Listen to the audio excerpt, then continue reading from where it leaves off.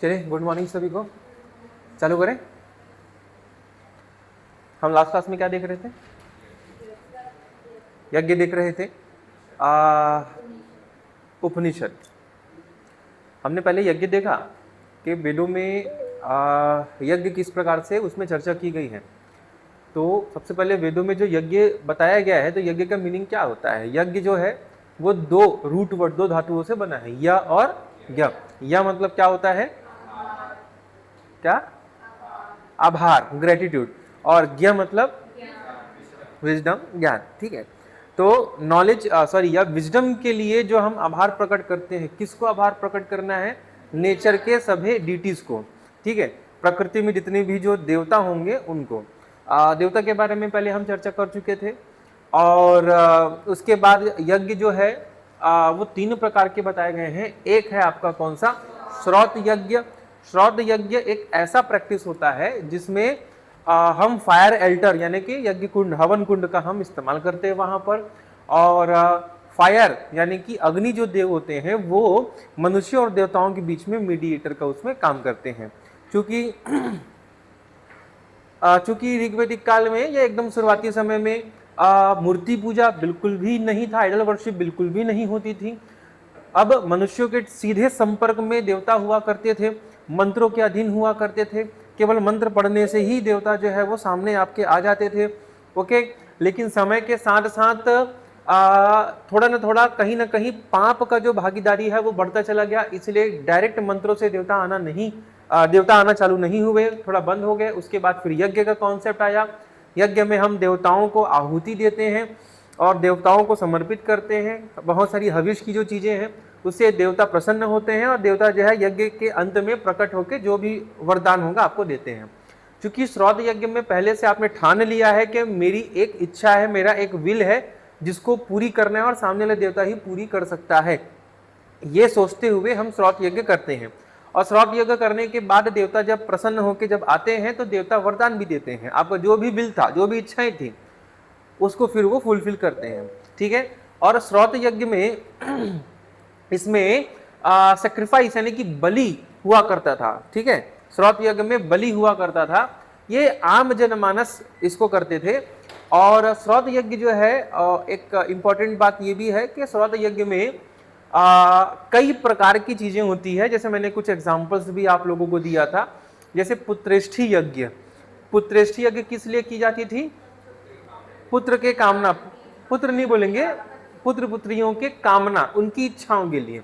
ठीक है, ऐसा कौन सा यज्ञ है जिसमें हम पावर शो ऑफ करते थे? वाजपेयी यज्ञ। ऐसा कौन सा यज्ञ था जिसमें जब राजा जब बनते थे उस समय यज्ञ किया जाता था? ठीक है, अपने राज्य का विस्तार करने के लिए कौन सा यज्ञ? अश्वमेघ यज्ञ। अश्वमेघ यज्ञ में किसकी बलि दी जाती थी? अश्व की, है ना। हॉर्स का सैक्रिफाइस उसमें किया जाता था, घोड़े की बलि दी जाती थी। ठीक है, लेकिन बलि का मतलब कुछ और होता है। बलि का मतलब मारना बिल्कुल भी नहीं होता। दूसरा जो यज्ञ है, दूसरा यज्ञ जो है वो स्मार्त यज्ञ है। स्मार्त यज्ञ में भी सैक्रिफाइस किया जाता है, लेकिन श्रौत यज्ञ और स्मार्त यज्ञ में अंतर ये है, अच्छा दोनों में समानता ये है कि दोनों सेम है। और दूसरी इंपॉर्टेंट बात यह है कि दोनों में यज्ञ कुंड आपको मिलेगा, फायर एल्टर, यज्ञ वेदिकाएं आपको वहां पर मिलेंगी। लेकिन अंतर दूसरे में यह है स्मार्त यज्ञ में कि यहां पर आप केवल ग्रेटिट्यूड शो कर रहे हो, आभार प्रकट कर रहे हो देवताओं का। ठीक है, आपके मन में कोई इच्छाएं नहीं है, कोई लालसा नहीं है कि प्रकट होंगे मुझे ये वरदान देंगे, नहीं, बिल्कुल नहीं है। ठीक है, तो केवल ग्रेटिट्यूड शो करने के लिए, आभार प्रकट करने के लिए ही स्मार्त यज्ञ किया जाता था, ये रिचुअल्स निभाई जाती थी। हाँ, देवता अगर प्रकट हो गए तो अपने मन से अगर वरदान दे दे तो वो अलग बात है, लेकिन मन में बिना इच्छा के, बिना कामना के ही बिना कामना के ही वो यज्ञ किया जाता था। तीसरा जो यज्ञ है वो कौन सा यज्ञ है? पंच महायज्ञ। पंच महायज्ञ में बिल्कुल भी कोई सैक्रिफाइस नहीं हुआ करता है। ठीक है, इसीलिए सबसे श्रेष्ठ माना गया है। पंच महायज्ञ जो है उसमें 5 प्रकार के यज्ञ के बारे में चर्चा की गई है। कौन कौन से यज्ञ हैं जी?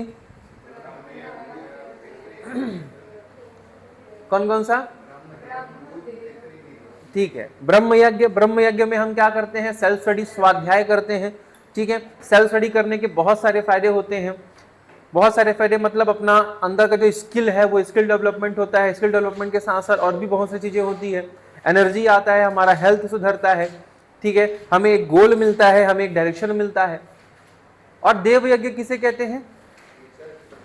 नेचर, बस नेचर के प्रति आभार शो करना है, ग्रेटिट्यूड शो करना है। अब किस तरीके से आप शो कर सकते हो? पेड़ पौधों की रक्षा करके, प्रकृति में जितनी भी जो चीजें हैं, नेचर में जितनी भी जो चीजें हैं, ठीक है, उनको प्रोटेक्ट करके, उनको कंजर्व करके हम ग्रेटिट्यूड हम शो कर सकते हैं, ठीक है। उनको बिल्कुल भी गंदा भी नहीं करना है, नुकसान भी हमें नहीं पहुंचाना है। तीसरा जो होता था वो कौन सा होता था?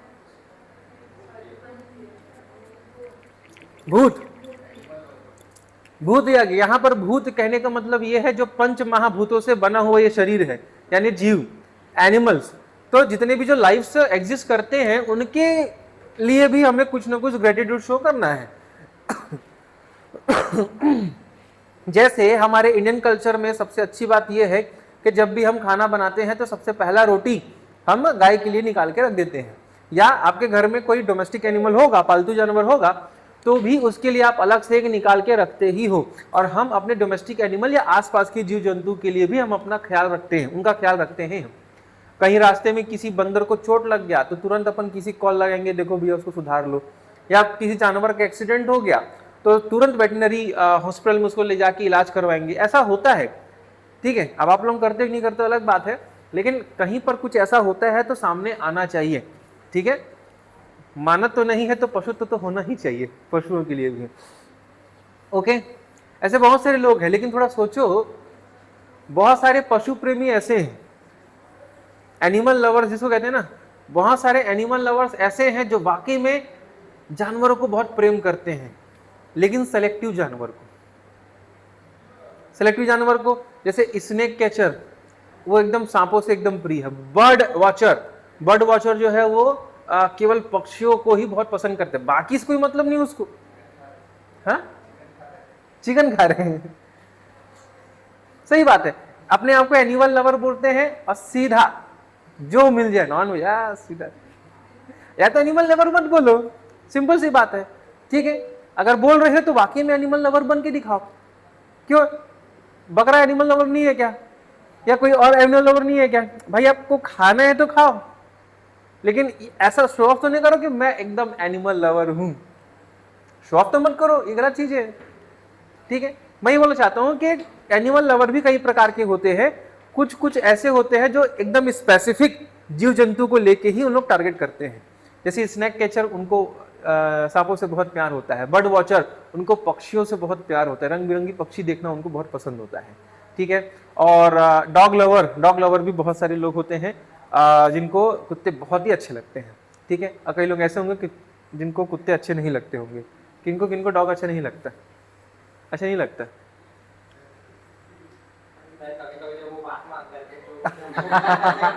कंडीशनल बेस्ड, मतलब जब बात मानता है तब वो अच्छा लगता है, अब बात नहीं मानता तो अच्छा नहीं है।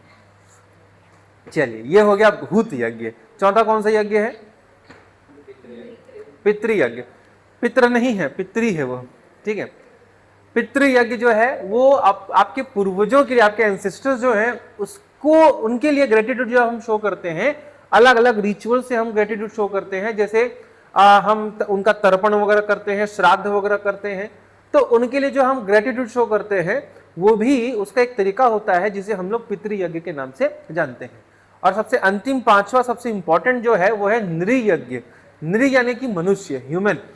मनुष्यों से भी हमें ग्रेटिट्यूड शो करना है, लेकिन यहाँ पर नृयज्ञ में डायरेक्टली कहा गया है ये किसके लिए है? अतिथियों के लिए है, गेस्ट के लिए है, ठीक है। अगर आपके घर में कोई गेस्ट आता है तो गेस्ट के सम्मान के लिए आपको बहुत सारी चीजें करनी चाहिए। अगर आ रहा है तो सबसे पहले पानी वगैरह पूछो, ठीक है। आए हैं तो सबसे पहले उनको एक आसन दीजिए, सीट दीजिए कि आइए भैया आप अपना तशरीफ रखिए, बैठिए कम से कम वहां पर, ओके। आने के बाद फिर उनका हालचाल पूछिए। अगर उनको कोई समस्या है तो आपसे अगर हो सकता है तो करिए, और अगर वो घर छोड़ के जब जा रहे हैं, विदा ले रहे हैं, तो कुछ दूर तक उनके साथ में जाइए। तो ये कुछ छोटी छोटी चीजें हैं जिनसे हम अतिथियों को, उनका आदर सत्कार हम कर सकते हैं। क्योंकि हमारे कल्चर में, इंडियन कल्चर में कहा गया है अतिथि देवो भव, ठीक है, अतिथि देवो भव, अतिथियों को भी हमने क्या माना है, देवता माना है। अब बात करते हैं उपनिषद के बारे में। उपनिषद का रूट वर्ड क्या है, कौन से धातु से बना है, शद धातु से बना है, ठीक है। उपनिषद जो है वो शद धातु से बना है और उसके सामने दो प्रीफिक्स जुड़ा हुआ है, दो उपसर्ग लगे हुए, उप और नि। उप मतलब क्या होता है, पास, उप मतलब क्या होता है, पास।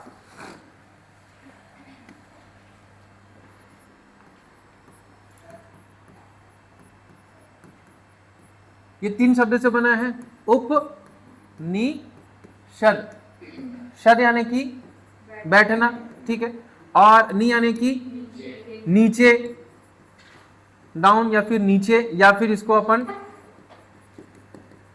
डेफिनेटली यानी कि निश्चय पूर्वक भी कहते हैं। निश्चय पूर्वक। उप यानी कि पास, करीब, यानी कि क्लोज, समीप, ठीक है। अच्छा, आप लोग फास्ट रखते हो, कौन कौन रखते हैं, नहीं कर पाते, बहुत भूख लगता है, आप नहीं रखते, फास्टिंग नहीं करते। डॉक्टर लोग तो भी बोलते हैं महीने में एक बार रखा करो करके, हाँ? महीने में हो जाता है कभी कभार। डॉक्टर लोग लंबा फास्ट ना रखोगे फिर भी चलेगा, लेकिन मिनिमम 16 आवर्स का फास्ट होना चाहिए, 16 घंटे का फास्ट होना चाहिए, और वो भी रोज ही जाते हैं। रात को जल्दी खा लिए और तो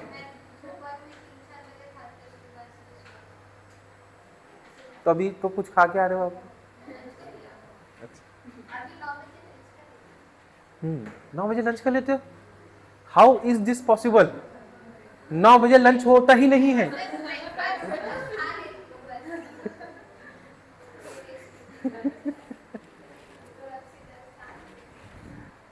अरे थोड़ा सा तो ये बहुत अच्छा था, 9 बजे नहीं। सुनो, देखो क्या है, ऐसा होता है, समझिएगा, 10 बजे तक अगर आप कुछ खा रहे हो तो उसे किस नाम से जाना जाएगा, ब्रेकफास्ट, ठीक है। आप ऐसा बोलो, मैं हैवी ब्रेकफास्ट करी हूँ, मतलब अच्छा खासा खाए, ठीक है, लंच ही करे हो। और 10 बजे के बाद अगर आप कुछ खाते हो तो उसे क्या कहते हैं, लंच कहते हैं, ठीक है। और एक और है, 10 बजे से लेकर, मतलब ये लंच जो होता है 10 से 5 तक होता है, ठीक है, या 4 तक भी ले सकते हैं इसको, 4 PM तक होता है। लेकिन 4 PM से 6 PM तक अगर आप कुछ खाते हो तो उसे स्नैक्स कहा जाता है। हाँ, स्नैक नहीं, स्नैक्स,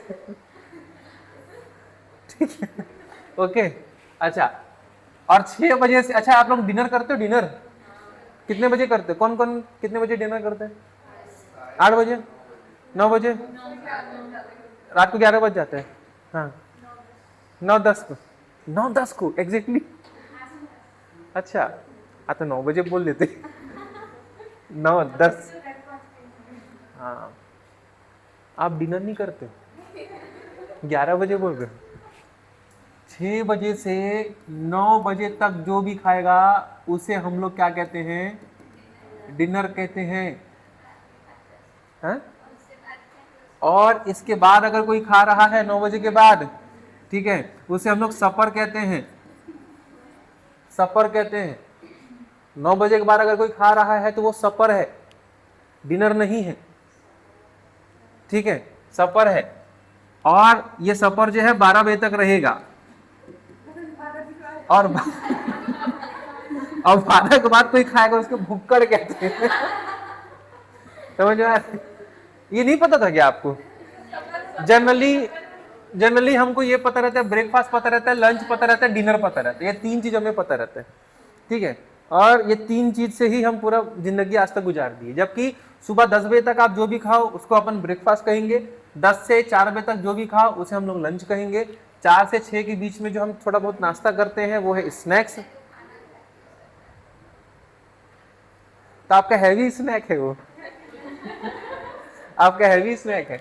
और 6 से 9 बजे के बीच में अगर जो भी आप खाओगे उसे डिनर कहेंगे, 9 बजे के बाद अगर आप खाते हो तो उसे लंच नहीं, सॉरी डिनर नहीं कहते, उसे क्या कहते हैं, सफर कहते हैं।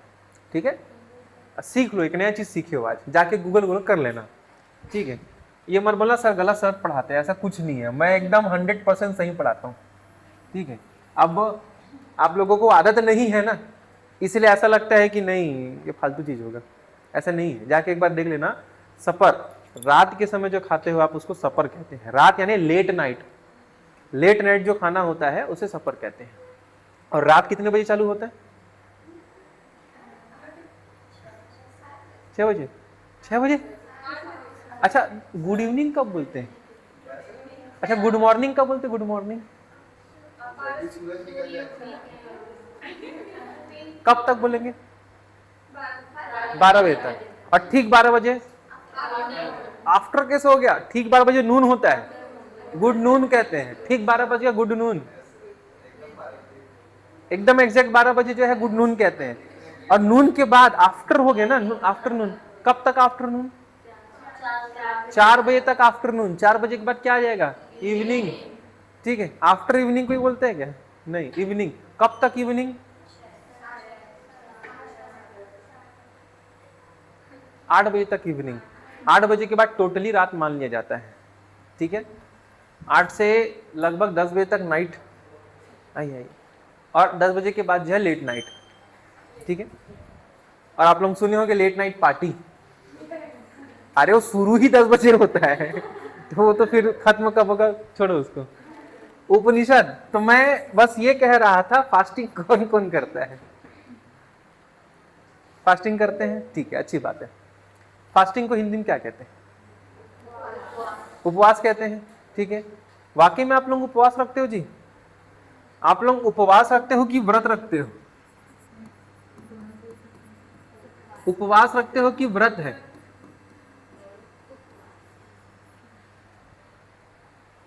सर दोनों तो एक ही है कि नहीं? अलग है, उपवास अलग है और व्रत अलग है। मुझे लग रहा है आप लोग उपवास नहीं करते, आप लोग व्रत करते हो। सुनो कैसे, समझना। उप मतलब पास, तो उपवास में दो चीजें हैं। उप मतलब क्या हो गया? क्लोज, पास। और वास मतलब रहना। ठीक है, उपवास यानी कि उप यानी कि निकट यानी कि पास, और वास यानी कि रहना। तो उपवास क्या हुआ? पास रहना। किसके? जिसके लिए जो सोच के आपने फास्टिंग किया है उसके करीब रहना, उसके पास रहना। ठीक है, अब आप लोग एकादशी का फास्ट रह रहे हो, जन्माष्टमी का फास्ट रह रहे हो, या किसी और चीज का अगर आप फास्ट रह रहे हो, तो भगवान कृष्ण के लिए अगर आप फास्ट रह रहे हो और दिन भर आप यहाँ गाने सुन रहे हो, म्यूजिक सुन रहे हो, बस आप खाली पेट हो, बस यही आप सोच रहे हो। उपवास का मतलब होता है करीब जाना, पास आना। आपने कुछ ऐसा आप काम कर रहे हो जिससे आप भगवान के और करीब आ रहे हो। फास्टिंग करते हैं तो हमेशा ये कहा जाता है कि हमेशा भगवान का नाम का जप करो, ताकि आप उससे क्लोजनेस हो सके, बढ़ सके। यह है उपवास, भगवान के पास आ सको। तो जब भी फास्टिंग करोगे तो उस समय हमेशा भगवान नाम का जप करना चाहिए, भगवान के करीब रहना चाहिए। तो कौन कौन करता है ऐसा उपवास? कोई नहीं करता, यहाँ तो कोई नहीं करता, सब भुक्कड़ है, मुझे पता है, यहाँ तो कोई नहीं करता। दूसरा, व्रत। आपने सुना होगा मौन व्रत। मौन व्रत सुना है? इसका मतलब क्या होता है? बात नहीं करना है, मौन रहना है। यानी कि व्रत का मतलब क्या होता है? संकल्प। व्रत यानी कि संकल्प। मैं संकल्प लेता हूं कि मैं ऐसा नहीं करूंगा, वैसा नहीं करूंगा। जो रिजोल्यूशन अपन बोलते हैं ना, न्यू ईयर रिजोल्यूशन कौन को लेते हैं? 1 तारीख को अपन रिजोल्यूशन लेते हैं, इस साल हम पतले होके रहेंगे या इस साल हम ये करके रहेंगे। न्यू ईयर रिजोल्यूशन नहीं हो पाता। वो जो रिजोल्यूशन है ना, ये व्रत है। हम जो संकल्प लेते हैं ना कि आज मुझे नहीं बात करना है, आज मौन व्रत है मेरा, तो यहाँ व्रत का मतलब क्या हो गया? संकल्प। तो आप कोई संकल्प लेते हो, तो खाना ना खाने का संकल्प लेते हो कि हाँ मैं पूरा दिन भर खाना नहीं खाऊंगी या नहीं खाऊंगा, या रात के समय एक टाइम खा लूंगी, बाकी दिन भर मैं रहूंगा। हाँ आपके लिए शाम है, सॉरी, अरे एक टाइम आपका जो रूटीन है वो ऐसे ही सेट हो चुका है, समझ में आ रहा है? तो यहाँ व्रत का मतलब क्या होता है? कोई संकल्प लेना। आप व्रत ले लो कि मैं 4 दिन में पूरा इंडियन ज्योग्राफी में रट्टा मार के रहूंगी, पूरा हिस्ट्री जो है मैं 4 दिन में एकदम कंठस्थ करके रहूंगी, ये भी तो एक व्रत है, रिजोल्यूशन आप ले रहे हो, समझ में आ रहा है। तो खाना ना खाना जो है वो भी एक प्रकार का संकल्प है, व्रत है, ठीक है। तो अब बताओ आप लोग क्या करते हो, उपवास करते हो कि व्रत करते हो? दोनों मिक्स करते हो। तो खाना ना खाने का अगर आप संकल्प कर रहे हो वो क्या है, व्रत, ठीक है। लेकिन किसके नाम से व्रत कर रहे हो, अगर उन्हीं के पास में अगर रहोगे तो वो व्रत उपवास कहलाता है। सारे उपवास जो है वो व्रत है, लेकिन सारे व्रत उपवास नहीं है, क्योंकि कुछ कुछ व्रत अलग टाइप के भी व्रत होते हैं। क्लियर है। तो ये उप शब्द आया था, इसीलिए उपवास शब्द बताना बहुत जरूरी था। उपवास का मीनिंग आपको पता होना चाहिए, ठीक है। उपवास, उपनिषद जो है, उपनिषद बहुत बड़ा है। कितने उपनिषद है हमारे पास? 108 उपनिषद है, जिसमें से प्रमुख कितने हैं? 10। सबसे बड़ा उपनिषद कौन सा है? बृहदारण्यक उपनिषद, ठीक है। उपनिषद के रचयिता कौन है जी? हाँ है, ऋषि मुनि है, सेजेस ऋषि मुनि है। लेकिन कौन से उपनिषद को कौन से सेज ने, कौन से ऋषि मुनि ने लिखा है, ये हम नहीं बता सकते। क्यों? क्योंकि ऋषि मुनि आत्म प्रचार से उन लोग दूर रहना चाहते थे, ठीक है। अपने आप को पॉपुलर करने के पीछे उन लोग ने नहीं रहा। हमारा ज्ञान है, ये नॉलेज है, ये सब तक आम लोगों तक पहुंचना चाहिए, इसलिए उन लोग आत्म प्रचार से हमेशा दूर रहे हैं। इसीलिए किसी भी उपनिषदों में आप किसने लिखा है वो उपनिषद, उसमें नाम बिल्कुल भी आपको देखने को नहीं मिलेगा। क्लियर है। उपनिषद के बारे में और क्या बताया था मैं? बस इतना ही है। उपनिषद को वेदांत कहते थे।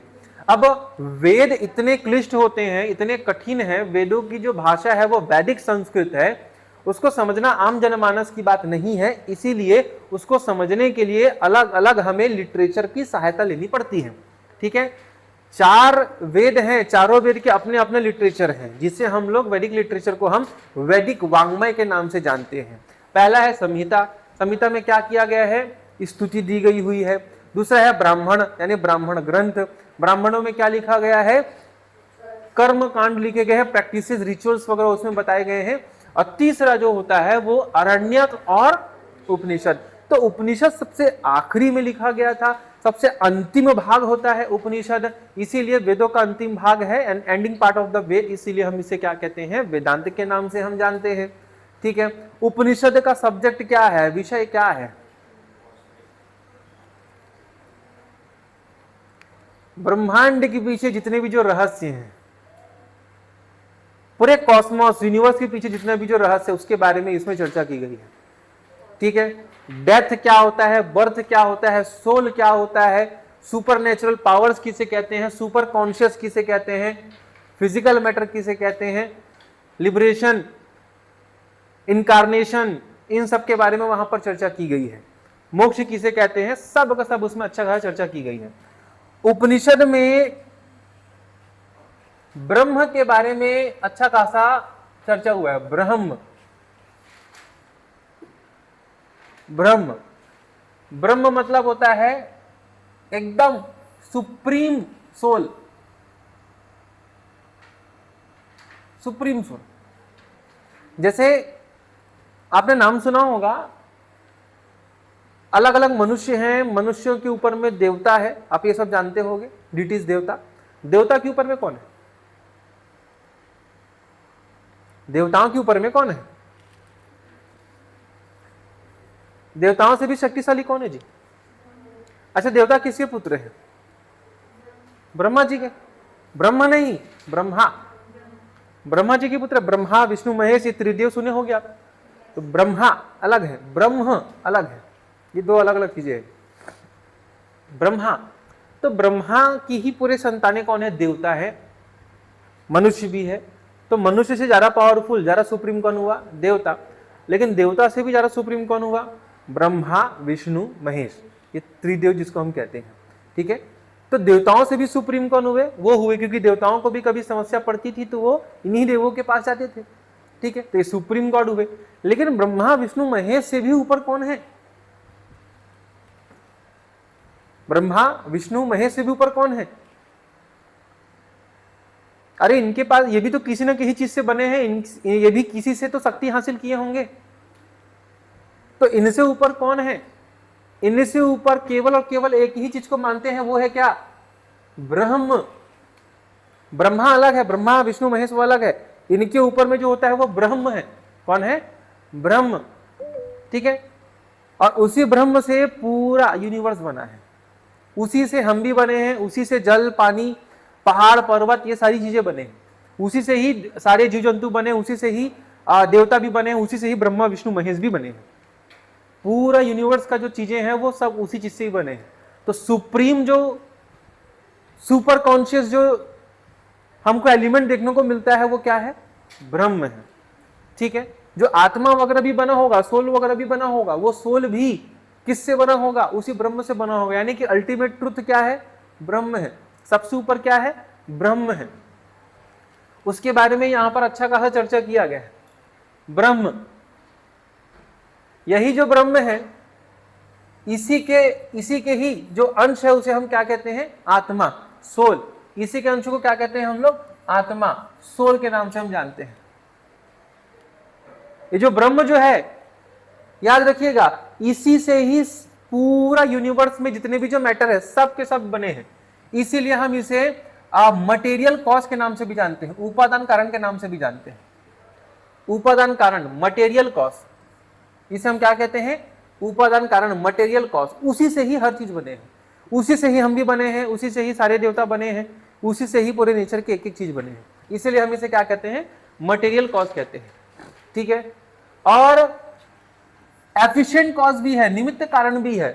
कारणों के बारे में आगे और चैप्टर्स में अच्छे से विस्तार से हम चर्चा करेंगे। ठीक है। ये बहुत सारे कॉज होते हैं, स्वरूप कारण, फॉर्मल कॉज होता है, और अंतिम कारण इवेंचुअल कॉज यानी फाइनल कॉज भी होता है। बहुत सारे कॉजेस हैं। कॉजेस के बारे में हम आगे हम चर्चा करेंगे। इसी से ही पूरा हर जगत बना है, पूरा यूनिवर्स बना है। तो बताओ ब्रह्म कहां है? कहां है ब्रह्म? हर जगह है। पूरा यूनिवर्स ही उसी से बना है। ऐसा कोई जगह नहीं है जहां पर वो ना हो। और जो जगह शब्द बोल रहा हूं वो जगह भी इसी ब्रह्म से ही बना है। जो खाली जगह बोल रहा हूं ना, अगर कहीं पर कुछ चीज भरा पड़ा है, कहीं पर गैस है, कहीं पर कुछ है, लेकिन कहीं पर वैक्यूम भी हो सकता है जहां पर कुछ ना हो, तो वहां पर भी स्थान तो है, खाली जगह तो है। तो जगह होने से मतलब ही यही है कि वो भी ब्रह्म से ही बना है। खाली जगह है, हर जगह आपको मिलेगा वो। ठीक है। इसीलिए हम इसे परवेसिव कहते हैं, सर्वव्यापी कहते हैं। वो स्त्री है कि पुरुष है? अरे कुछ नहीं है, लिंग रहित है, जेंडरलेस है वो। जनरेशन बढ़ाने के लिए क्या जरूरी है क्या कि द्विलिंग होना, डुअल सेक्स होना जरूरी है क्या, एक मेल फीमेल का? ये बहुत गलत कॉन्सेप्ट है, आपने साइंस कभी नहीं पढ़ा है। हमारे नेचर में ऐसे बहुत सारे ऐसी चीजें हैं, ऐसे लाइफ्स मिलेंगे हमें, ऐसे जीव जंतु मिलेंगे जो द्विलिंगी नहीं होते, डुअल सेक्स वाले नहीं होते, यानी मेल फीमेल की जरूरत नहीं होती। बहुत सारे ऐसे हैं कि एक ही है, यूनिसेक्स वाले ही हैं, और वही एक से दूसरे, दूसरे तीसरे में ऐसे ही पूरा जनरेशन आगे बढ़ते हैं। समझ में आ रहा है? तो बहुत सारी चीजें आपको देखने को मिलेंगी। उसी तरीके से ये भी जेंडरलेस है, लिंग रहित है। कितने हैं? इनफाइनाइट है। ये तो बुक होगा जी आपके पास। अच्छा, नहीं मिला है? ठीक है, ये बुक का ही है, कुछ नया चीज नहीं है। ठीक है। और ये एटर्नल ट्रूथ है, शाश्वत सत्य है, जिसको नकारा नहीं जा सकता। एटर्नल ट्रूथ है ये, हर चीज उसी से ही बना है। ठीक है। और सबसे इंपॉर्टेंट, ये हमेशा 24 घंटे किस में रहते हैं? आनंद में रहते हैं। और इनमें कोई चेंजेस नहीं होता, अपरिवर्तनीय है ये, इसमें कोई चेंजेस बिल्कुल भी नहीं होता। अच्छा, अब मैं आपसे एक क्वेश्चन कर रहा हूं, बहुत बढ़िया क्वेश्चन है। आनंद किसे कहते हैं? What is bliss? बताओ, आनंद किसे कहते हैं? अच्छे से सोच के बताना। मेरे दोस्त का नाम है आनंद, ऐसा मत बोल देना। आनंद किसे कहते हैं? काला कही थे Anand ji, what do you mean by bliss? Online वाले बता सकते हो, आनंद किसे कहते हैं? सर, जब मोह माया ही ना हो और टेंशन ना हो, किसी चीज़ का चिंता ना हो, प्रेशर ना हो, बिल्कुल मोह माया से दूर, ये रिश्ते बंधुत्व सबसे दूर रह के अपने एक मेडिटेशन में रहना, बस ब्रह्मा को मान के चलना, और ब्रह्मा नहीं, बिल्कुल ब्रह्म बोला ना, ब्रह्म ब्रह्म, ब्रह्म ठीक है। हाँ, ठीक है, सही बोल रहे हो। मोक्ष की तरफ। मोक्ष मिलने के बाद जो इंसान है वो हमेशा ब्लिस में रहता है, आनंद में रहता है। मोक्ष मिलने बाद की जो स्टेटस अवस्था है वो ब्लिस की अवस्था है, आनंद की अवस्था है। ठीक है, आनंद किसे कहते हैं? आप लोग कभी सुने होंगे आइसक्रीम खा के एकदम बढ़िया मस्त आनंद आ गया, सुने ऐसा? ठीक है, हाँ, उसको आनंद नहीं कहते। एकदम मस्त थके हारे आए हैं, मस्त एसी चालू करके बिस्तर में एकदम लग गया, हा हा हा, आनंद की प्राप्ति, वो भी आनंद नहीं है, वो भी आनंद नहीं है। आनंद किसे कहते सुनिए, आनंद एक ऐसा स्टेटस है, एक ऐसी अवस्था है, एक ऐसा स्टेज है जहां पर न ही सुख हो न ही दुख हो। हम केवल ये सोचते हैं जहां दुख नहीं है वही आनंद है, जहां सुख ही सुख हो, अच्छा लगे वही आनंद है। नहीं, आनंद उसे कहते हैं, ब्लिस उसे, हम लोग फिलोसफी पढ़ रहे हैं तो इसके हिसाब से आनंद का डेफिनेशन अलग ही होगा।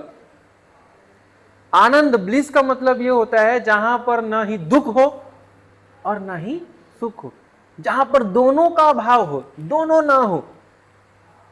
और जब दोनों ना हो उसी को ही हम आनंद कहते हैं। आप लोग सोते हो रात को, सोते हो कि नहीं सोते? तो जब सोते हो तो उसमें भी दो प्रकार के आपके साथ चीजें होती है, घटती है घटना। पहला है कि आप सपने देखते हो, सोने के बाद देखते हो तो कभी अच्छे सपने आते हैं तो कभी बुरे सपने आते हैं। बुरे सपने में हो सकता है कई लोग रो भी देते होंगे, कई लोग बुरे सपने में, या डरावना सपना होता है, कई लोग एकदम जाग जाते हैं। ठीक है, ऊपर से गिरने वाला सपना सबको आता है, और पीछे कोई आपको दौड़ा रहा है, ये सपना भी लगभग सबको आता है। तो कुछ अच्छे सपने होते हैं, मीठे मीठे सपने होते हैं, दिन भर हमको याद रहता है, वो बहुत अच्छा लगता है। अगर सपने अच्छे हो गए तो दिन की शुरुआत भी बहुत अच्छे से होती है। यानी कि सपना जो है वो आपको सुख और दुख दोनों देता है। लेकिन कभी कभार कुछ ऐसे सपने होते हैं, आप सो तो गए लेकिन आपको याद ही नहीं रहा, सपना आपको आया ही नहीं। जैसे ही सोए अचानक से आंख खोलते तुरंत 6 बज गया, तुरंत 5 बज गया, तो आप लोगों का उठने का जो भी समय रहा होगा तुरंत वैसे ही हो गया, आपको पता ही नहीं चल पाया कि कितना समय में मेरा पूरा नींद कंप्लीट हो गया। यानी गाढ़ी नींद या गाढ़ी निद्रा, जब हम गहरी नींद में रहते हैं, जिस समय हम सपने भी नहीं देखते, और जब सपने ही नहीं है तो उस समय न ही सुख होता है न ही दुख होता है, बस हमें कुछ आभास नहीं होता। उस अवस्था को भी हम क्या कह सकते हैं? आनंद, ब्लिस की अवस्था कह सकते हैं।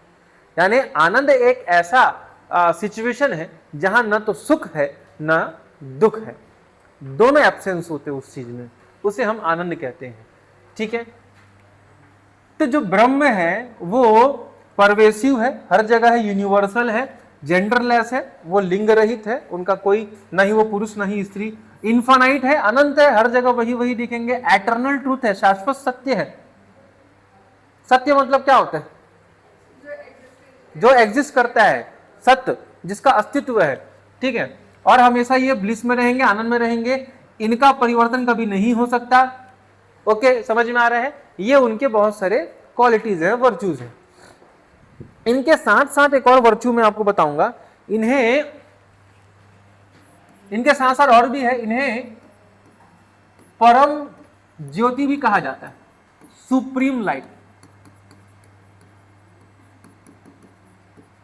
इन्हें सुप्रीम लाइट भी कहा जाता है। क्यों? ये जो प्रकाश जो निकल रहा है, लाइट वगैरह निकल रहे हैं, ये भी किसकी वजह से निकल रहे हैं? इसी ब्रह्म की वजह से निकल रहे हैं। इसीलिए ये लाइट का भी लाइट है, लाइट को रोशनी देने वाला भी ये रोशनी है। ठीक है, ज्योतिषाम ज्योति कहते हैं, ज्योतियों की भी ज्योति, परम ज्योति है, ये सुप्रीम लाइट है। और इसके साथ साथ हम इन्हें कह सकते हैं, चलो इतना काफी है, ये उनके पूरा का पूरा सिग्निफिकेंस हुआ, ब्रह्म के बारे में उनकी विशेषता हुई कि ब्रह्म क्या है, ब्रह्म के बारे में हमको हर चीज अपने को जानना है। ब्रह्म जो है उसी से ही आत्मा निकला है, ब्रह्म परवेसिव है, ब्रह्म जेंडरलेस है, ब्रह्म इनफाइनाइट है, एटर्नल ट्रूथ है, ब्लिस है, कभी चेंज नहीं हो सकता। यही जो ब्रह्म है वो material, efficient, formal, final cause है, यानी कि उपादान कारण है, निमित्त कारण, स्वरूप और सबसे अंतिम कारण भी यही है। ठीक है, अब ये जो ब्रह्म है वो कितने प्रकार के हैं? ब्रह्म जो है वो दो प्रकार के होते हैं। कितने प्रकार के? दो। ब्रह्म दो प्रकार के होते हैं। एक ब्रह्म जो होता है वो है पर ब्रह्म, पर ब्रह्म, और दूसरा है अपर ब्रह्म। दो प्रकार के ब्रह्म होते हैं, एक पर ब्रह्म होता है और दूसरा होता है अपर ब्रह्म। ठीक है,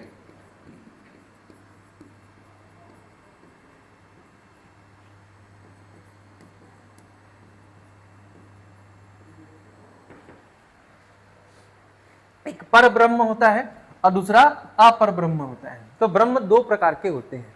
ब्रह्म कितने प्रकार के होते हैं? दो प्रकार के होते हैं। ठीक है, एक होता है पर ब्रह्म और दूसरा होता है अपर ब्रह्म। ओके, एक होता है पर ब्रह्म और दूसरा क्या होता है? अपर ब्रह्म। ब्रह्म दो प्रकार के होते हैं, एक होता है पर ब्रह्म, दूसरा होता है अपर ब्रह्म। इसमें से एग्जाम में क्वेश्चन पूछ सकता है, दोनों में डिफरेंस निकालिए, दोनों में डिफरेंस निकालिए, पर ब्रह्म अपर ब्रह्म। ठीक है, अब समझिएगा पर ब्रह्म और अपर ब्रह्म क्या है। सबसे पहले मैं अपर ब्रह्म के बारे में मैं बता रहा हूं आपको। अपर ब्रह्म, अपर ब्रह्म देखिए, सुनिए क्या होता है। आप जब भी भगवान का नाम लेते हो तो कोई ना कोई एक एब्स्ट्रैक्ट या मूर्त चीजें आती है, मतलब कॉन्क्रीट इमेज बनता है। अगर मैं बोलूं आप किस भगवान को मानते हो, तो जैसे ही आंख बंद करोगे राम जी दिखेंगे, बजरंगबली दिखेंगे, शिव जी दिखेंगे, या जो भी आप जिसको भी मानते हो। तो जो भी भगवान आपके सामने जो इमेज बनता है, वही जो भगवान है आपके लिए क्या होगा? वो अपर ब्रह्म होगा। क्या होंगे? वो अपर ब्रह्म होंगे। ठीक है, ये मूर्त रूप होते हैं, यानी कि ये कॉन्क्रीट होता है। ठीक है, और यही जो अपर ब्रह्म है ये पूरे यूनिवर्स को पूरा चलाने का काम करते हैं, पूरे ब्रह्मांड को रन करने का काम करते हैं। ठीक है, आपने सुना होगा ब्रह्मा विष्णु महेश। ब्रह्मा क्या करते हैं? He is the creator of the universe. ठीक है, ब्रह्मा जो है वो क्रिएटर है। आ रहा समझ में? विष्णु क्या है? विष्णु जी जो है पूरे ब्रह्मांड को चलाते हैं, पालन करता है। ठीक है, पूरे ब्रह्मांड को चलाने का काम करते हैं। रन मतलब दौड़ना होता है, मत बोल देना।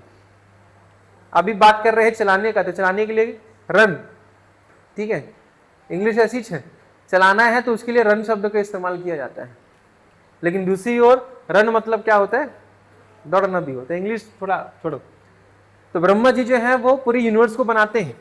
विष्णु जी जो है वो क्या करते हैं? पालन करता बोलते हैं हम उनको, यानी कि पूरे यूनिवर्स को रन कराते हैं। और डिस्ट्रॉयर के नाम से हम किसको जानते हैं? शिव, विनाश करता। ठीक है, संहार करता। ब्रह्मा बनाने का काम करते हैं, विष्णु चलाने का काम करते हैं, और शिव जी क्या करते हैं? नाश करने का काम करते हैं। ठीक है, तो पूरे यूनिवर्स को चलाने का, बनाने का और खत्म करने का काम जो है यही अपर ब्रह्म करते हैं। ठीक है, यही अपर ब्रह्म करते हैं। अब मैं बारी आती है पर ब्रह्म के बारे में। अब पर ब्रह्म जो है, याद रखिएगा, ये अमूर्त होते हैं, एब्स्ट्रैक्ट होते हैं। इनका कोई मूर्त नहीं है। मूर्त मतलब क्या समझते हो? मूर्त, अमूर्त, कॉन्क्रीट, एब्स्ट्रैक्ट, इसका मतलब क्या है मूर्त अमूर्त का?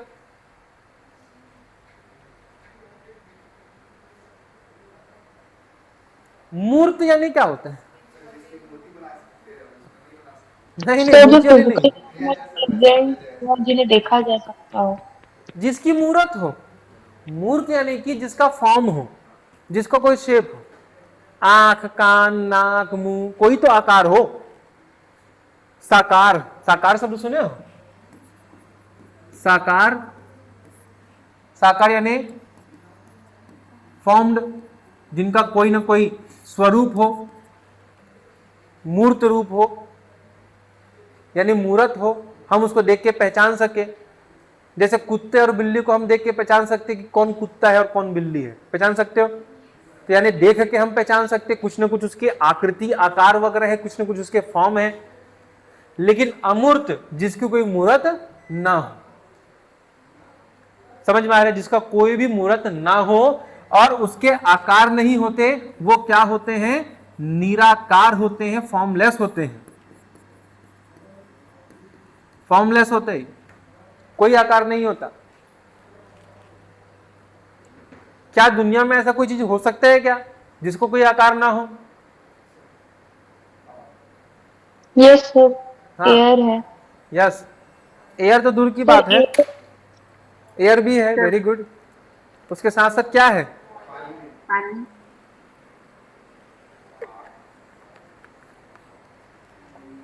पानी का आकार क्या है जी? पानी सर।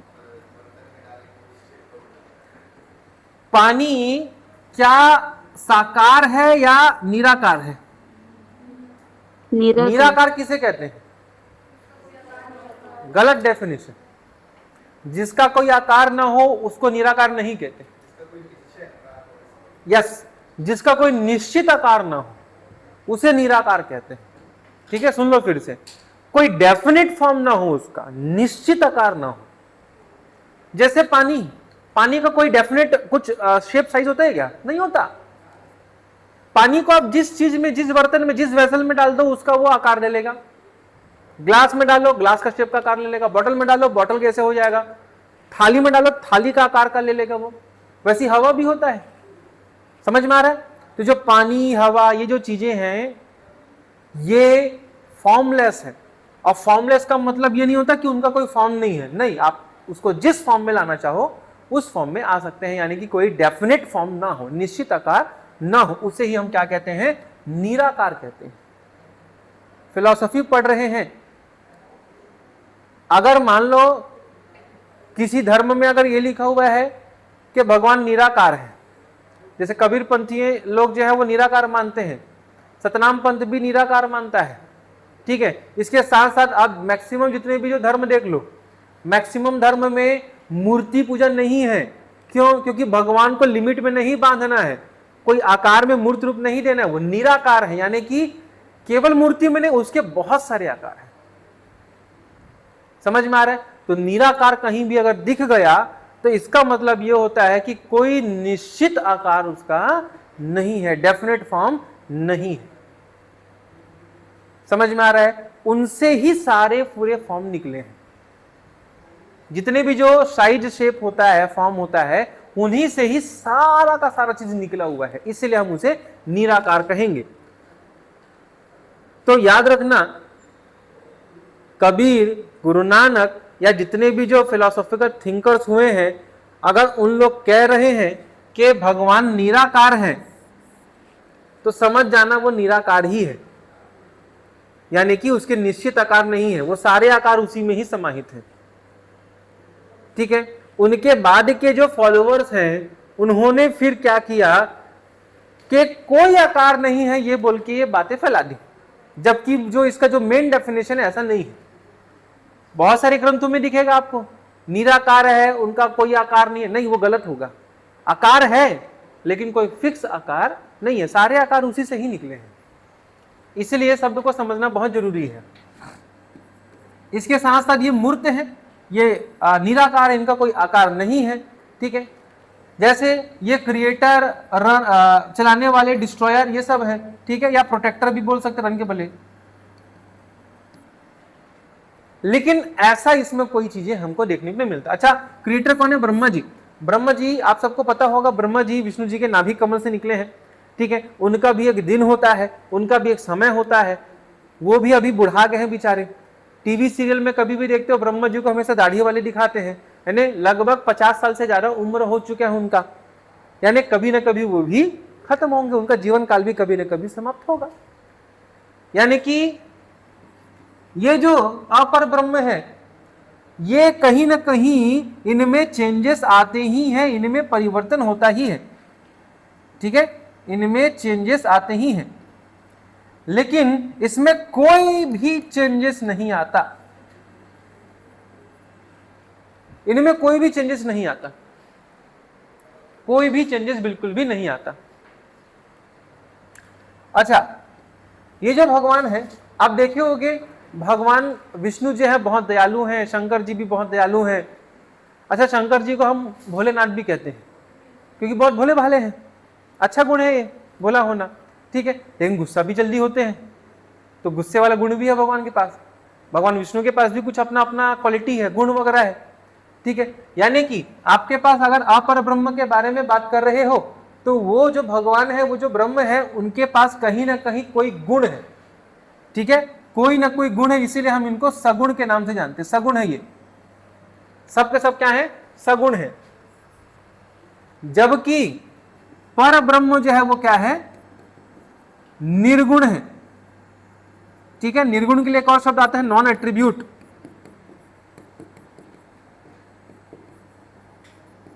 ये एट्रीब्यूट है, ये सगुण है, गुणों के साथ में है, कोई ना कोई उनके पास वर्च्यू होगा, क्वालिटी होगा, गुण होगा। लेकिन ये निर्गुण है, कोई एट्रीब्यूट नहीं है, कोई गुण नहीं है। ऐसे होता है क्या, गलत। निर्गुण मतलब ये नहीं होता कि कोई गुण ना हो, फिर से गलत डेफिनेशन हो गया। कभी भी निर शब्द जुड़ा हुआ है ना, निर, वैसे यहां पर निर है, तो निर का मतलब नेगेटिव नहीं होता, निर का मतलब होता है नॉट डिफाइंड। निर्गुण मतलब यह है कि उनके पास इतने सारे गुण हैं, इतने सारे गुण हैं कि हम उनको गुणों में बांध नहीं सकते, उनको हम एट्रीब्यूट में कंस्ट्रेन नहीं कर सकते। सारे गुण उसी से ही निकले, उन्हीं से ही निकले हैं।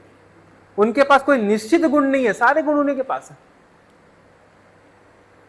जैसे हमेशा आसानी से जल्दी से प्रसन्न कौन से भगवान होते हैं, भोलेनाथ।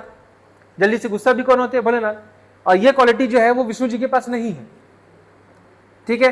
विष्णु जी बहुत देर से गुस्सा होते हैं और विष्णु जी बहुत देर से थोड़ा बहुत प्रसन्न होते हैं। तो सबके पास कुछ ना कुछ क्वालिटी है, निश्चित गुण है। लेकिन अपर ब्रह्म में कोई निश्चित गुण नहीं है, क्योंकि सारे गुण उसी से ही निकले हैं।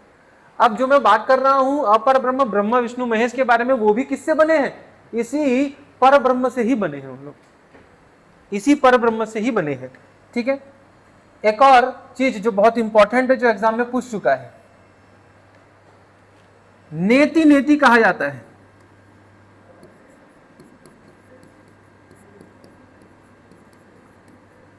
नेति नेति कहा जाता है किसे, पर ब्रह्म को।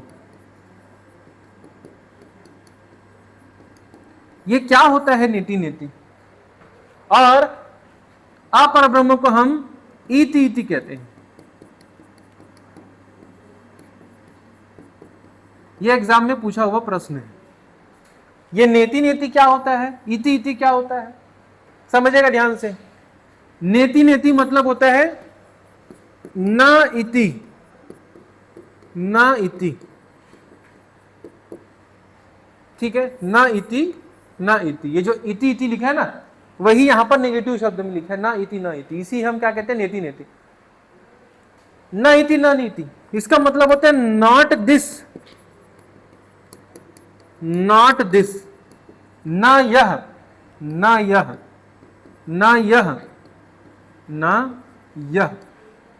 अब समझिएगा क्या है, ना यह ना यह, नॉट दिस नॉट दिस।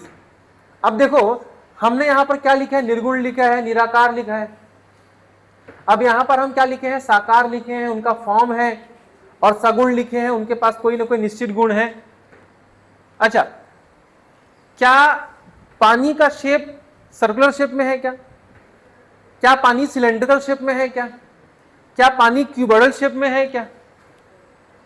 तो पानी जो है ना ही क्यूबॉइडल शेप में है, न ही सिलेंड्रिकल शेप में है, न ही पिरामिडल शेप में है। ये किस शेप में है पानी? अरे पानी तो निराकार है ना, उसका कोई निश्चित आकार नहीं है। तो पानी ये भी नहीं है, पानी ये भी नहीं है। तो जब हम यहां पर जब एग्जांपल लेते ना ये भी नहीं है, ये भी नहीं है, तो इसका मतलब ही होता है नेति नेति, ना यह ना यह। जो पर ब्रह्म है, और इति इति मतलब यह, दिस दिस। अपर ब्रह्म जो है आप वहां पर उसके गुण बता सकते हैं, भगवान ऐसे हैं, ये है भगवान, ये है भगवान, भक्तों की रक्षा करने वाले हैं, भगवान सही समय में हमारे आके रक्षा करते हैं, सुख दुख में साथ देते हैं, परिस्थिति में हमको उबारते हैं, भगवान ऐसे हैं, भगवान वैसे हैं। भगवान कृष्ण जो है वो सांवले हैं, ठीक है, और भगवान राम कैसे हैं, वो भी सांवले हैं, ठीक है, और भगवान शंकर कैसे हैं, वो भी सांवले हैं। नीले हैं क्या? पिक्चरों में तो पूरा नीला नीला दिखाते हैं, नीले नहीं है भगवान शंकर, गलत दिखाता है। अरे जब हलाहल विष जब पिए थे तो केवल कंठ नीला है, नीलकंठ कहते हैं, शरीर पूरा नील नहीं है उनके, उनका कंठ बस नीला है। क्यों? क्योंकि वो हलाहल विष पिए थे, उनका पूरा शरीर जो है वो नीला नहीं है। आपने सुना होगा कर्पूर गौरम, कर्पूर गौरम वाला जानते हो पूरा आरती, कर्पूर गौरम कर्णावत, और कर्पूर के समान श्वेत वर्ण वाले हैं, सफेद है एकदम, क्या बोलते हैं छत्तीसगढ़ में, क्या बोलते हैं एकदम सफेद को, है पर्रा बोलते हैं, उज्जर, उज्जर सुने हो शब्द, उज्जर है एकदम, गोरे हैं, बहुत ही ज्यादा गोरे हैं, लेकिन हमेशा भभूत वगैरह लगा के रखते हैं। एक बार गणेश जी जो है वो पूछ दिया आप ऐसा क्यों रहते हो, देखो पार्वती माता कितनी सुंदर है, मेरी मम्मी देखो कितनी सुंदर है, आप देखो कैसे रहते हो हमेशा, आपका शकल सूरत उतना अच्छा नहीं है। अब शंकर जी को दिल में लग गए बात, ये मस्त गए नहा धो के पूरा फेस वॉश करके आए, इतने ज्यादा गोरे दिखे, इतने ज्यादा गोरे दिखे, गणेश जी बोल दी नहीं नहीं नहीं, वापस से भभूत लगा दो, आप मेरी माँ से ज्यादा सुंदर दिख रहे हो, भभूत लगा के आ जाओ, बहुत गोरे हैं। तो शंकर जी गोरे हैं, राम भगवान काले हैं, ऐसे हैं वैसे हैं। तो कभी भी भगवान के बारे में ये है वो है आता है तो इति इति, यह है यह है। लेकिन पर ब्रह्म के बारे में जब मैं बात करूंगा तो क्या पर ब्रह्म मोटा है, पतला है, किसी खास शेप का है? नहीं है, न इस है न ये है न वो है। तो इसीलिए हम इसमें क्या कहते हैं, नेति नेति कहते हैं। ये एग्जाम में 2 नंबर में पूछ चुका है क्वेश्चन, ये पूछ चुका है ये 2 नंबर में, नेति नेति, ठीक है। तो पर ब्रह्म को नेति नेति कहते हैं, वहीं अपर ब्रह्म को इति इति कहते हैं, क्योंकि उनके पास कुछ न कुछ डेफिनेट शेप साइज, कुछ न कुछ मूर्त रूप है, उनका कोई ना कोई एट्रीब्यूट है। समझ में आ रहा है? ठीक है।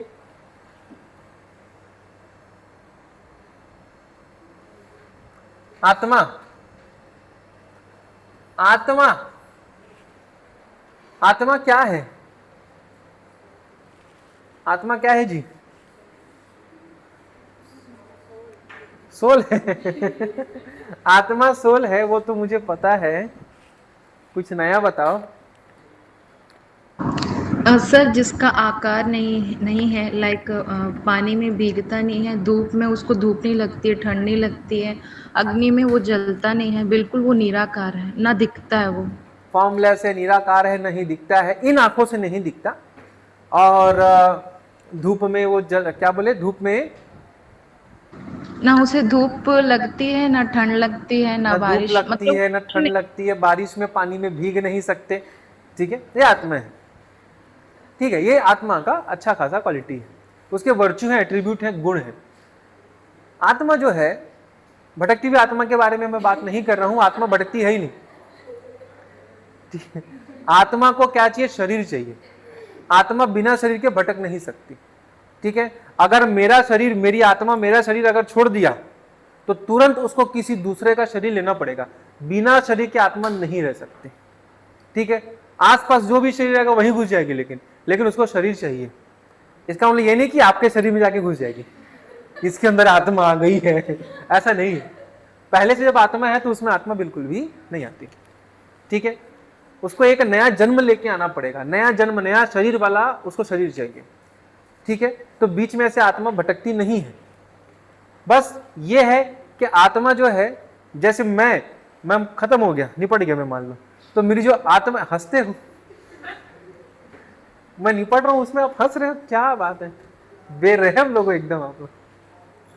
मान लो मैं खत्म हो गया, मैं मर गया, अब मेरे मरने के बाद मेरी जो आत्मा है उसको क्या चाहिए? शरीर चाहिए। लेकिन मैं दोबारा इंसान लेके, इंसानी शरीर लेके मैं कब आऊंगा क्या पता। अभी मैं इंसान हूं, अगले जन्म में इंसान बनने से बीच में हो सकता है हमें बहुत सारे स्पीसीज में ऐसे ट्रेवल करते करते मैं आऊं, हो सकता है कुत्ता बन जाऊं, हो सकता है कोई और शरीर लेके आ जाऊं, फिर कब मुझे फिर से ह्यूमन वाला मानव वाला शरीर मिले, इसी भटकना बोलते हैं। ठीक है, आत्मा भटक रही है, ये सुने हो ना, तो वो अलग अलग स्पीसीज के शरीर में भटक रही है वापस से इंसान बनने से पहले, इसको बोलते हैं आत्मा भटकना। आप लोग सोचते आत्मा है यहां कहीं भटक रही है, वैसी हालत बन जाएगा, ऐसा नहीं होता। जो सोल है वो अलग अलग शरीरों में, एक से दूसरे, दूसरे तीसरे शरीर में जा रही है, अलग अलग जीव जंतुओं में, एनिमल्स में, और फाइनली वो फिर से इंसान के शरीर में कभी ना कभी तो वापस आएगी, इंसान लेके फिर से कोई ना कोई जन्म तो लेगा ही फिर से वो। तो इसको कहते हैं आत्मा अलग अलग शरीरों में भटक रहा है, भटक रही है। ओके, आत्मा है क्या? मैंने बताया था आपको, मेटाफिजिक्स जब हम पढ़ रहे थे तो उसमें दो प्रकार के एलिमेंट होते हैं, एक होता है आपका फिजिकल मैटर और दूसरा होता है कॉन्शियस मैटर। ब्रह्म जो है वो सुपर कॉन्शियस मैटर है, तो सोल यानी आत्मा जो है वो कॉन्शियस मैटर है। आत्मा क्या है? कॉन्शियस मैटर, यानी कि कोई ना कोई एक मैटर तो है, एक एलिमेंट तो है आत्मा। समझ में आ रहा है? ठीक है, तो सोल क्या है? कॉन्शियस मैटर है।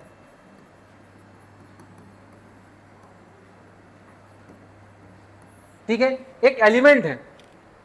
आत्मा के बारे में बहुत सारी चीजें कही जाती है। आत्मा जो है उसे हम जीवात्मा के नाम से भी जानते हैं।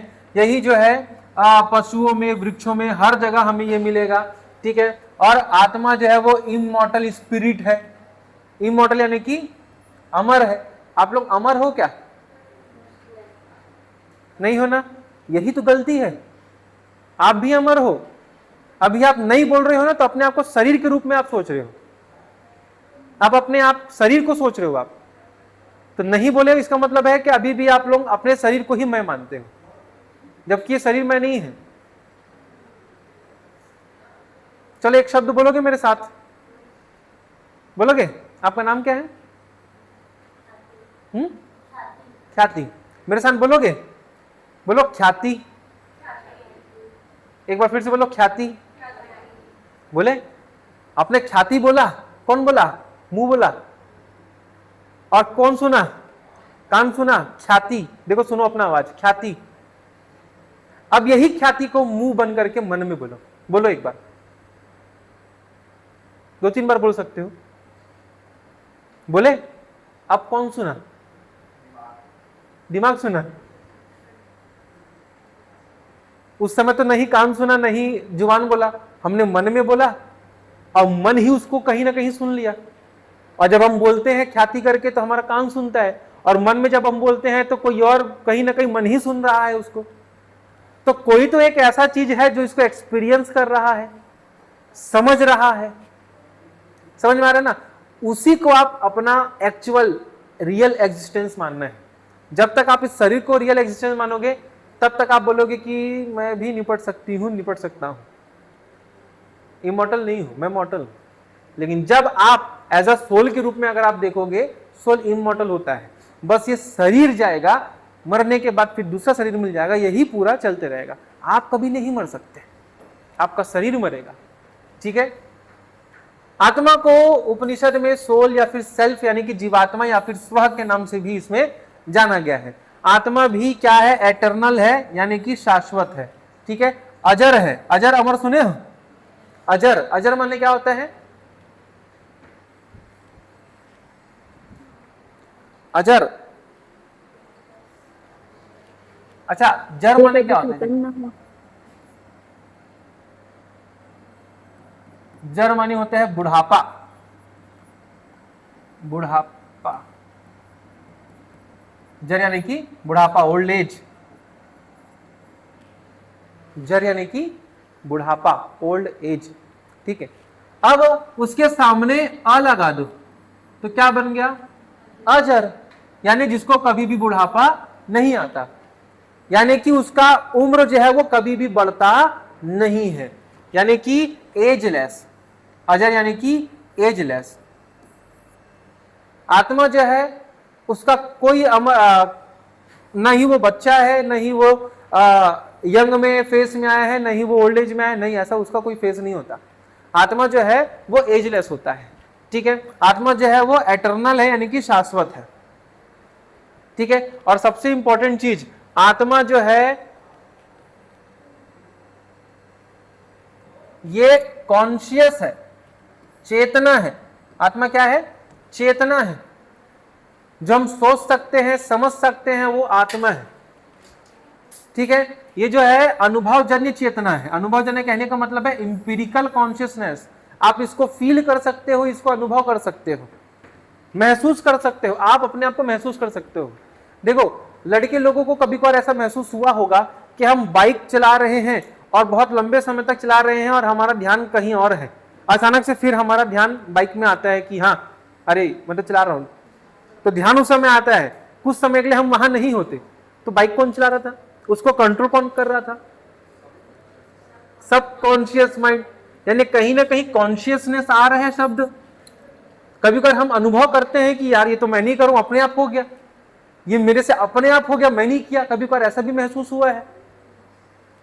तो वो अपने आप जब हो रहा है, उस समय आपका दिमाग काम नहीं करता, तो कोई ना कोई करा रहा है, कंट्रोल कर रहा है शरीर को। तो वो कंट्रोल करने वाला ही कौन हुआ? सोल हुआ, आत्मा हुआ, ठीक है। इसको आप अनुभव कर सकते हो, ये एम्पिरिकल वाला कॉन्शियसनेस है ये, ओके। इस चीज को बिल्कुल भी आप अच्छे से अनुभव कर सकते हो। लेकिन ये जो आत्मा है, सोल है, स्पिरिट है, ये एक बॉडी से दूसरे body, birth rebirth, birth rebirth, इसी साइकिल में वो फंसा रहता है, जन्म चक्र में वो पूरा फंसा रहता है। और एक बार शरीर ले लिया तो शरीर लेने के बाद इतना कष्ट, इतना पीड़ा होता है। अभी तो हम ठीक है, थोड़ा सोच के देखो पेड़ पौधे को कैसा लगता होगा। चल भी नहीं सकते, बोल भी नहीं सकते, आंधी तूफान आ रहा है, डंगाल टूट गया, कुछ हो रहा है, पूरा पेड़ ही उखड़ के गिर गए, कैसा लगता होगा उनको। या अलग जीव जंतु, बंदर हैं, बंदर बेचारे ट्रांसमिशन लाइन को एकदम झूलते हुए उसको पकड़ गए, झटका लग गया, नीचे गिर गए। हम कार चला रहे हैं, कार से किसी जीव जंतु का एक्सीडेंट हो गया, कितना दुख होता होगा, कितना दर्द होता होगा। ये शरीर है, अपने आप को चिमट के देखो, ज्यादा हो गया। ये शरीर है, अपने आप को चिमट के देखो, आपको दर्द होगा, महसूस होगा। यानी जब तक ये शरीर है तब तक हमारा जो शरीर है वो फील कर सकता है, दर्द फील कर सकता है, दुख हमको सहन करना पड़ेगा ही जब तक शरीर है। समझ में आ रहा है? और एक शरीर के बाद फिर दोबारा आत्मा दूसरे शरीर में घुस जाएगी, उसके बाद फिर से कोई नया बॉडी मिलेगा, फिर से कोई नया स्पीसीज के रूप में हम पैदा होके आएंगे। यही जो आत्मा है एक से दूसरे स्पीसीज में भटकते रहते हैं और हमेशा दुख मिलते रहेगा। मच्छर बन गए तो और ही भूल गए।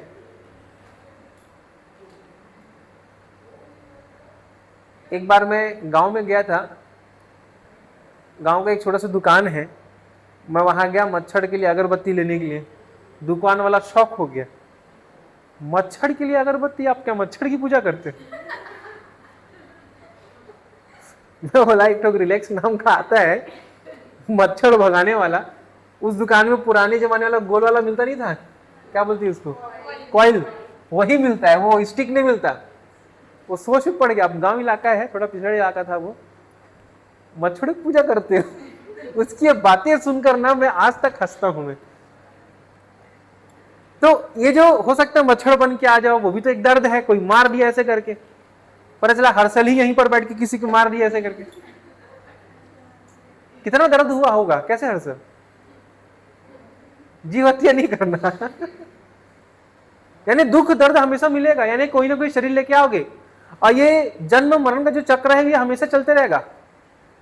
इससे अगर आपको बचना है तो उसका एक ही रास्ता है, जिसको क्या कहते हैं, मोक्ष कहते हैं, लिबरेशन कहते हैं, मोक्ष कहते हैं। क्या कहते हैं? मोक्ष, लिबरेशन। और ये मोक्ष कैसे मिलेगा? आत्मा को मोक्ष कैसे मिलता है? बस अपने आप को पहचान लो, सेल्फ नॉलेज, आत्मज्ञान। आत्मज्ञान सुनो, आत्मज्ञान यानी आप जो आत्मा हो, अपने आप को पहचान लो कि आप आत्मा हो, समझ जाओगे। यही आत्मज्ञान है, सेल्फ नॉलेज है। कहीं ना कहीं आत्मज्ञान वाला शब्द सुने होंगे, मुझे आत्मज्ञान की प्राप्ति हुई, यानी आत्मज्ञान, आपने स्वयं को जान लिया अच्छे से। आपने स्वयं को जानने के बाद ऐसा फील भी किया, अनुभव भी किया आपने। एक बार अपने आत्मा को, अपने स्पिरिट को अनुभव करके देख लो, और जिस समय आप अपने स्पिरिट को अनुभव कर लिए, फील कर लिए, उसके बाद ये शरीर जो है आपको ऐसा लगेगा कि ये शरीर जो है मैं नहीं चला रहा हूं, वही आत्मा ही चला रही है। उसके बाद जब एक बार आप अपने आप को जान लिए, आत्मज्ञान हो गया, सेल्फ नॉलेज हो गया, उसके बाद ही आपको क्या मिल जाएगा? मोक्ष मिल जाएगा।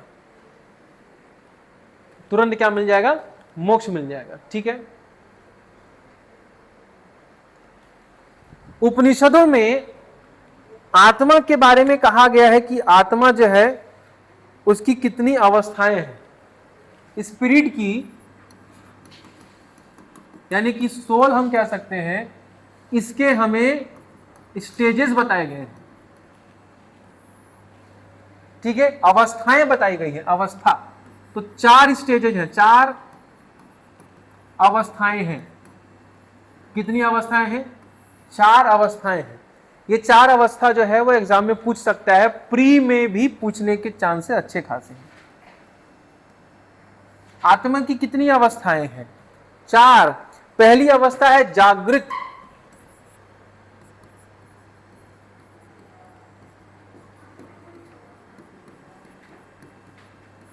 जागृत अवस्था, जागृत स्टेज। दूसरी जो अवस्था है आपका स्वप्न, ड्रीम या स्वप्न, स्वप्नावस्था, ड्रीम स्टेज। तीसरी अवस्था है प्राज्ञ,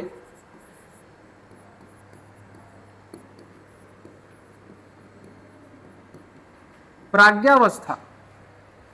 चौथी अवस्था है तुरीय,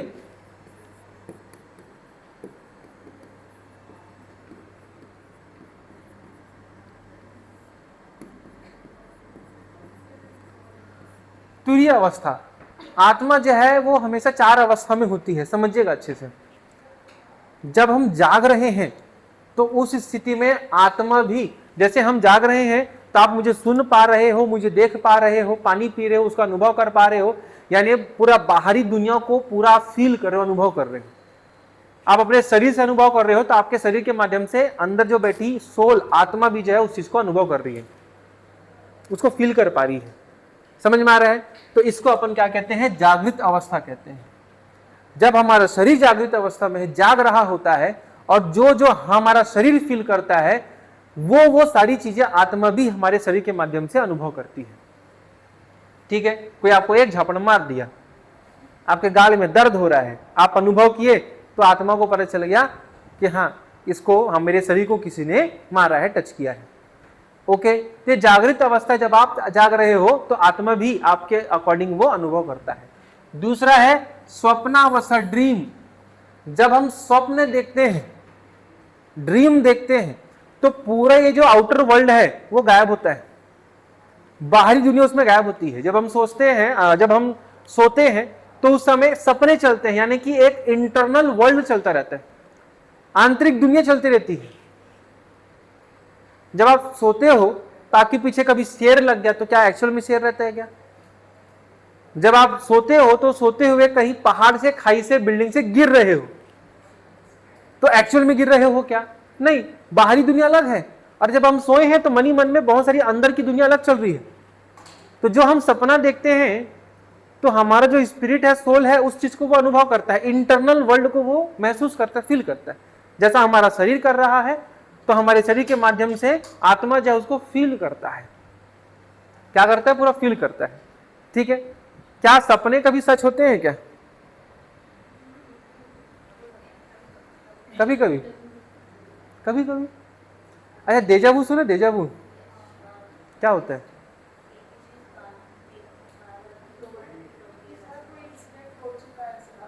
ऐसा लगता है कि ये तो पहले भी हो चुका है, या इस इलाके में मैं पहले भी आ चुका हूं लेकिन पहली बार आया हूं।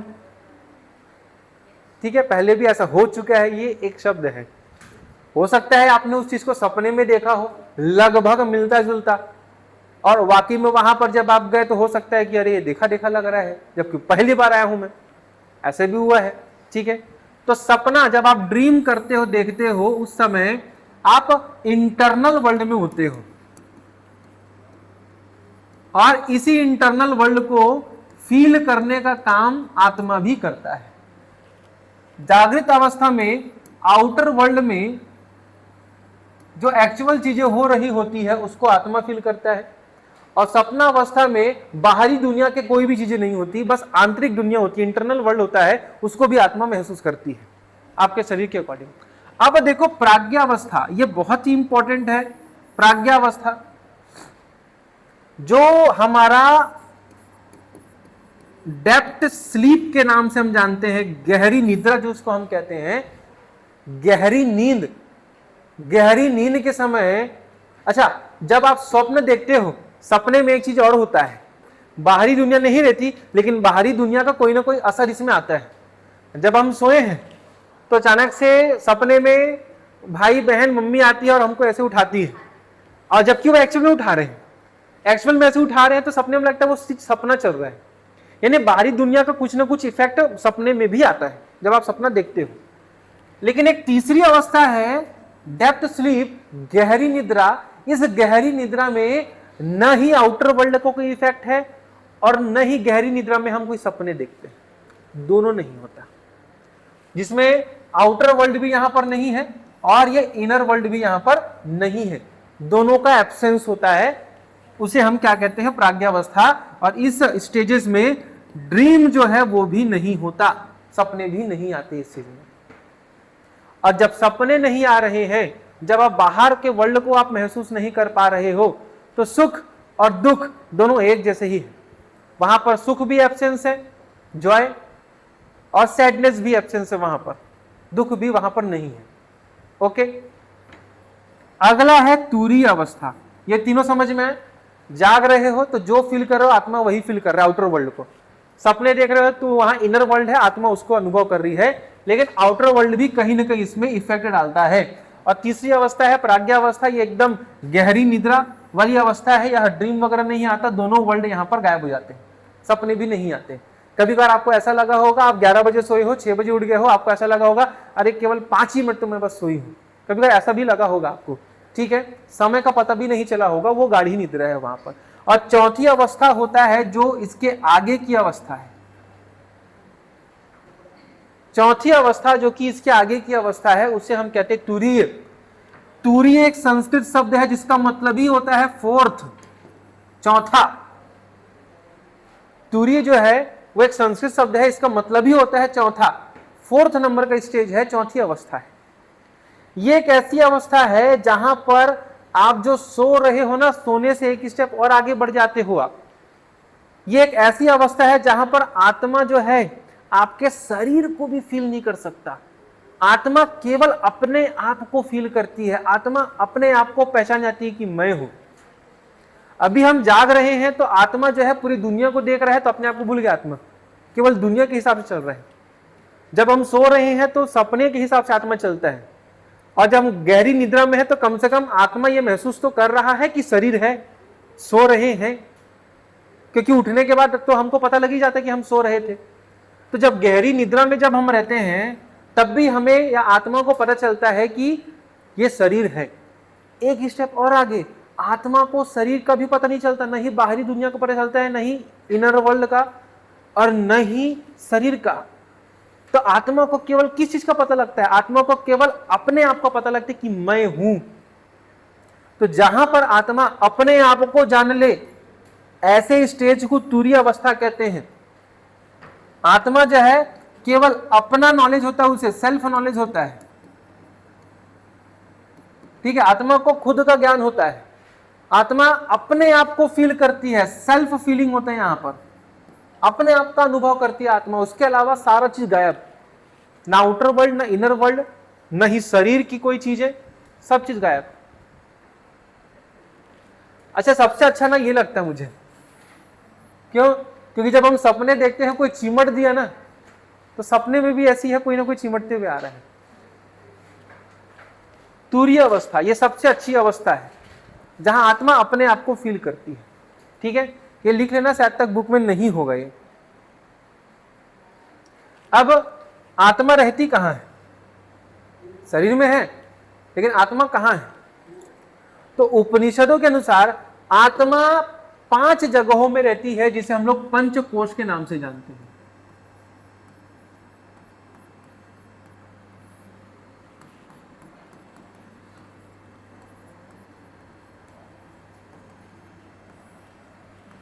ठीक है, अंग्रेजी में इसे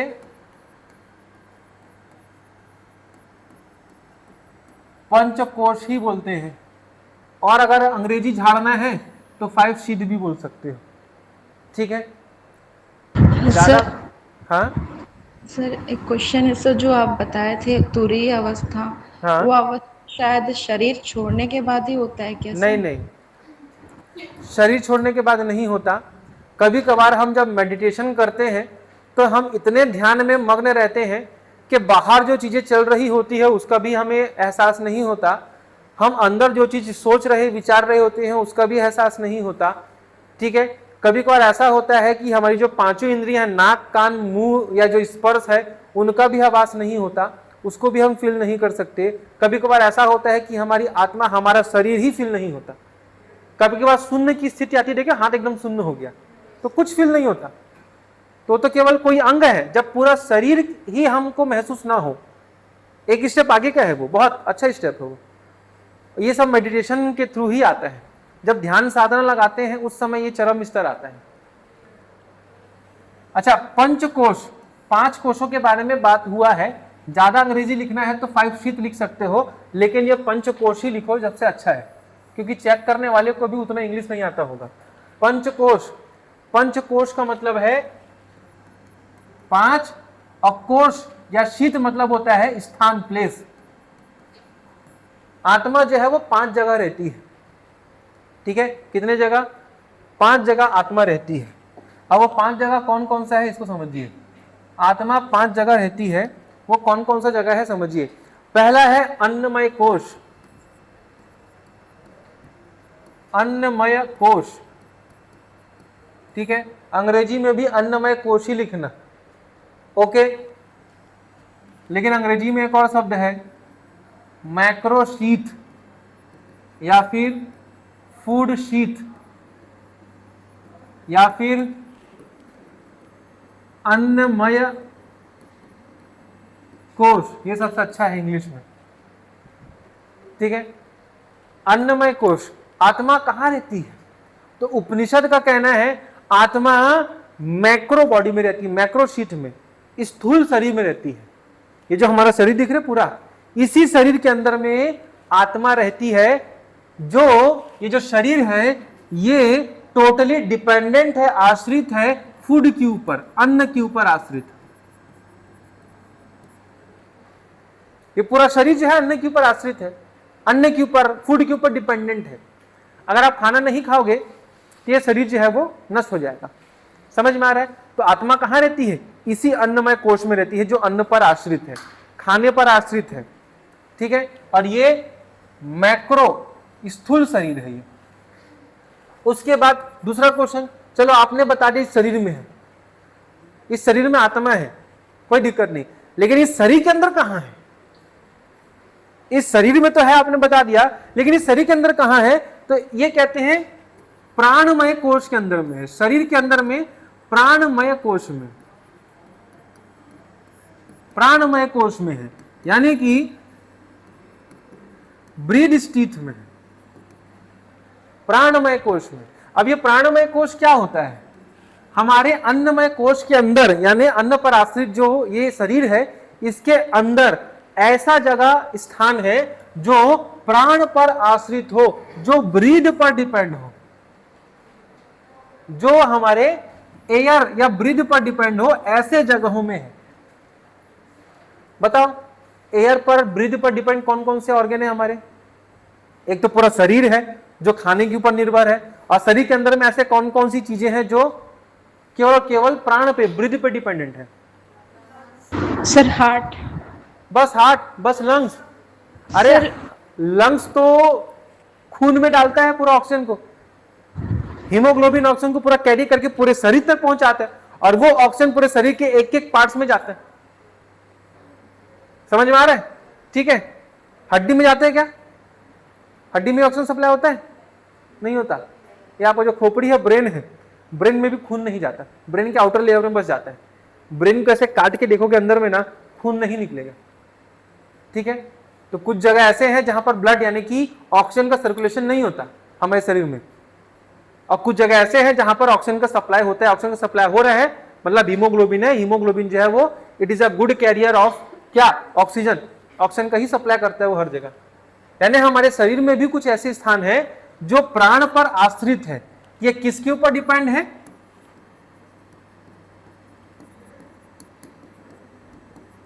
ठीक है, ये जो है एयर या ब्रीथ के ऊपर डिपेंडेंट है, प्राण के ऊपर डिपेंडेंट है, ये प्राणवायु।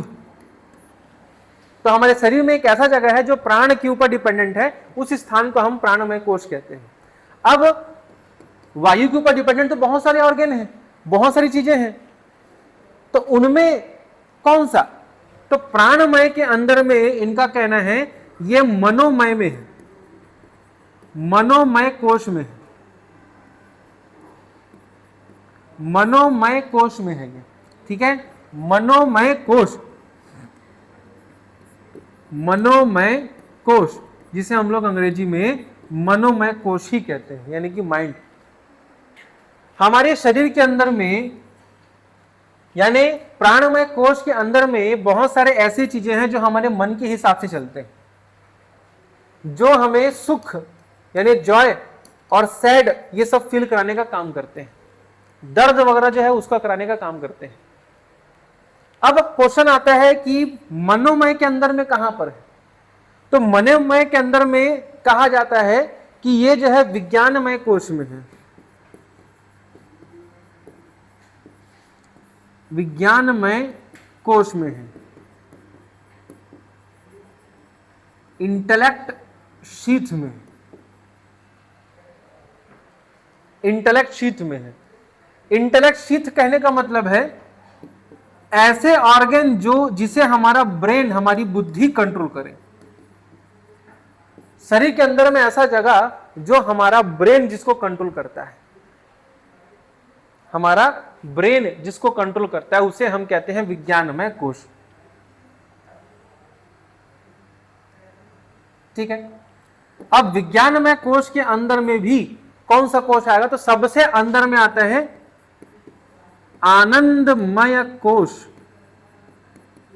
अंग्रेजी में भी इसे आनंदमय कोश के नाम से हम जानते हैं, या और अंग्रेजी लिखना है तो ब्लीश शीथ कहते हैं।